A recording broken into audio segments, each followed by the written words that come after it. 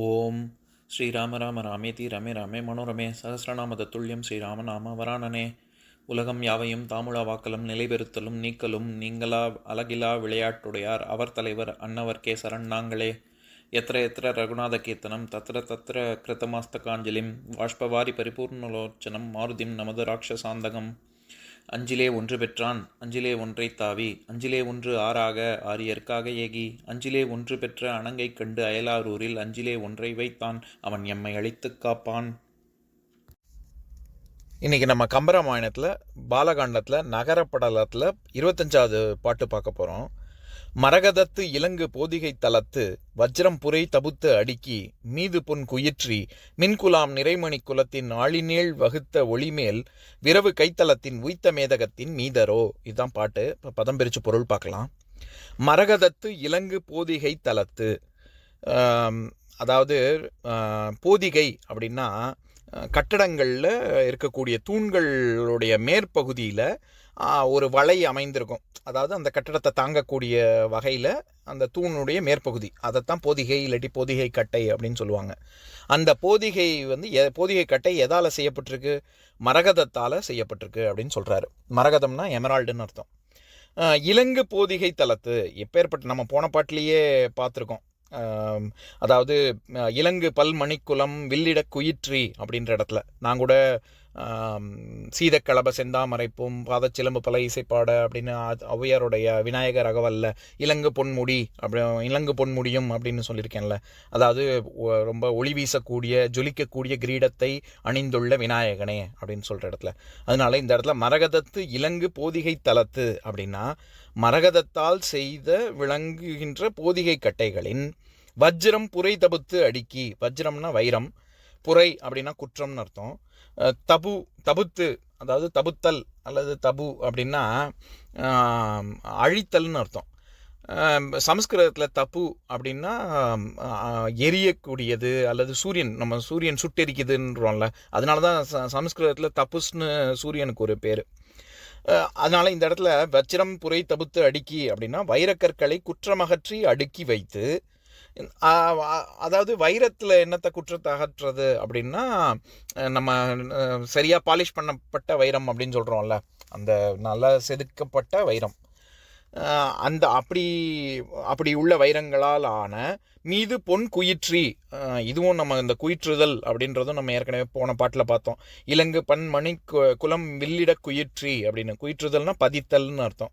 அதனால அந்த வைரக்கற்களை அடுக்கி வச்சு அதன் மேலே பொன் தகட்டை வைத்து மின்குலாம் நிறைமணி குலத்தின் வகுத்த, மின்குலம் அப்படிங்கிறது தான் மின்குலாம் அப்படின்னு சொல்கிறாரு. மின்னல் கூட்டங்கள் போல விளங்கும் வரிசையான ரத்ன தொகுதியால், நிறை அப்படின்னா வரிசைன்னு ஒரு அர்த்தம் இருக்குது.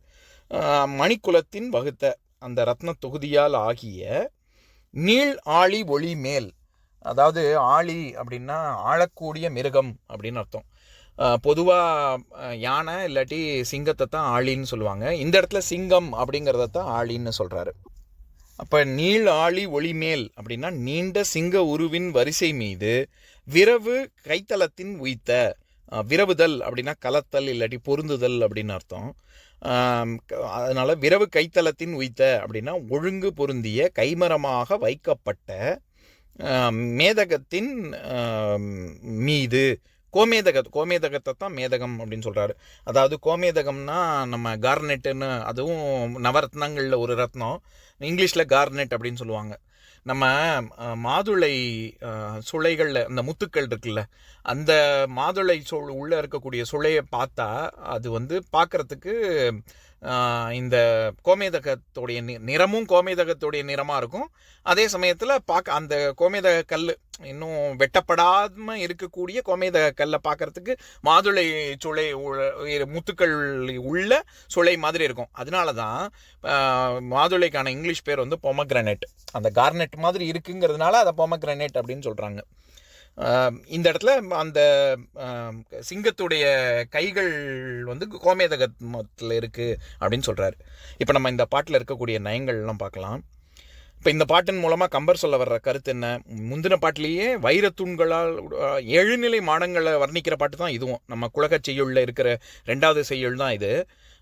முதல் செய்யுளில் நம்ம தூண்கள் வந்து வைரத்தால் செய்யப்பட்டது அப்படின்னு சொல்லியிருக்காரு. அந்த தூணை தான் இப்போ வர்ணிக்கிறாரு. என்னன்னா, அதனுடைய மேற்பகுதியான போதிகை கட்டை மரகதத்தால் ஆனது. அது முதல் விஷயம். அதுக்கப்புறம் வஜ்ரம், இது வைரக்கற்கள் வச்சிருக்காங்க. அது போக மீது பொன் குயிற்றி, அது மேலே பொன் தகடுகளால் பதிச்சிருக்காங்க. மின்குலாம் நிறைமணி குலத்தின் வகுத்த, அதுபோக ரத்ன கற்களுடைய தொகுதி அங்கே இருக்குது. இது எல்லாம் அது வந்து சிங்கம் அது வந்து தாங்குது. நீள் ஆழி ஒளிமேல். இப்போது நம்ம அந்த போதிகை கட்டை உதாரணம் பார்க்கணுன்னா, ராமேஸ்வர கோவிலில் உள்ள தூண்களுடைய மேற்பகுதி அங்கே இருக்கிற போதிகை பார்த்திங்கன்னா 2 பக்கமும் அலை அடிக்கிற மாதிரி வேலைப்பாடுகள் செஞ்சுருப்பாங்க. அந்த மாதிரி அது வந்து கட்டடத்தை தாங்கக்கூடிய பகுதி. எல்லாமே தூணில் நேரடியாக வந்து அந்த தாங்கணும் அப்படிங்கிறதுக்காக அந்த இடத்துல அகலமாக இருக்கும். அந்த அகலமான பகுதியில் வேலைப்பாடுகள் செஞ்சுருப்பாங்க. எப்படின்னா 2 பக்கமும் அலை அடிக்கிற மாதிரி. அந்த மாதிரி இவர் என்ன சொல்கிறாரு, அயோத்தி நகரத்தில் இருக்கக்கூடிய 7 நிலை மாடங்களில் இருக்கக்கூடிய தூண்களில் இருக்கக்கூடிய போதிகை கட்டை வந்து மரகதத்தால் செய்யப்பட்டிருக்குங்கிறது முதல் விஷயம். 2வது வைரம் பதிச்சிருக்கு. 3வது அது மேலே பொன் தகடு இருக்குது. அதுக்கப்புறம் 4வது ரத்ன குவியல்கள்லாம் அந்த இடத்துல இருக்குது. இது போக அந்த போதிகை வந்து அந்த சிங்கம் வந்து இப்படி தாங்குற மாதிரி இருக்குது. அந்த சிங்கம் தாங்குற கை வந்து கோமேதகத்தால் செய்யப்பட்டிருக்கு. இப்போ இந்த விரவு கைத்தலத்தின் உய்த்த அப்படின்னு பார்த்தோம்ல, அதில் இப்போ நம்ம திருப்புகழில் முதல் பாட்டே என்னது? கைத்தல நிறைகனி அப்பமோடு அவல் பொறி கப்பிய கரிமுகன் அடிப்பேணி அப்படின்னு வரும்ல. அதில் அருணகிரிநாதர் கைத்தல நிறைகனி அப்படின்னு சொல்கிற இடத்துல அந்த கரதலத்தில் நிறைந்துள்ள பழம், அப்பம், அவல், பொறி இது எல்லாத்தையும் அப்படியே வாரி உண்ணக்கூடிய யானை அப்படின்னு வர்ணிக்கிற இடத்துல கைத்தல நிறைகனி, தன் கரங்களில் கனியை வைத்து கொண்டுள்ள விநாயகனே அப்படின்னு சொல்கிறார்ல.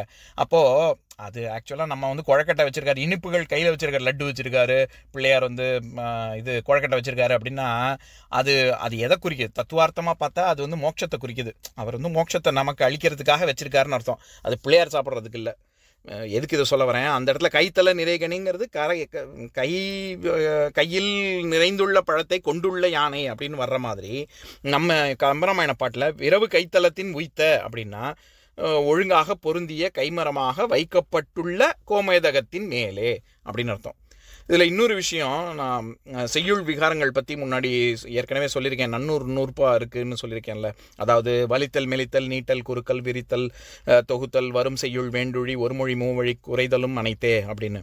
அதில் இந்த பாட்டிலேயே மின்குலாம் அப்படின்னு சொல்கிற இடத்துல அது வந்து நீட்டல் விகாரம். குலத்த குலாம் அப்படின்னு சொல்கிறாருல.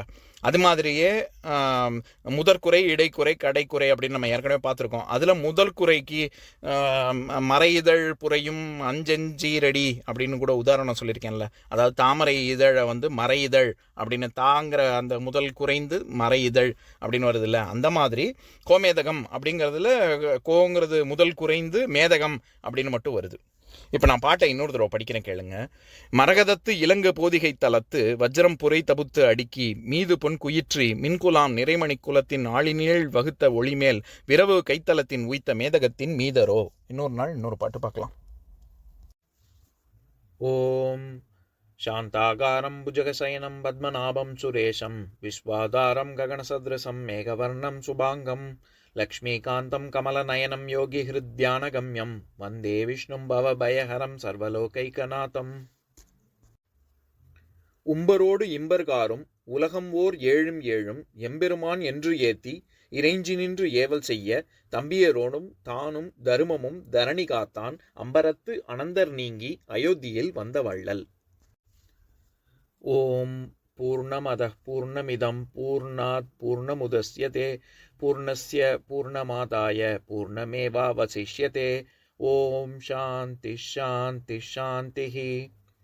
ஓம் சர்வேஷாம் ஸ்வஸ்திர்பவது சர்வேஷாம் சாந்திர்பவது சர்வேஷாம் பூர்ணம் பவது சர்வேஷாம் மங்களம் பவது.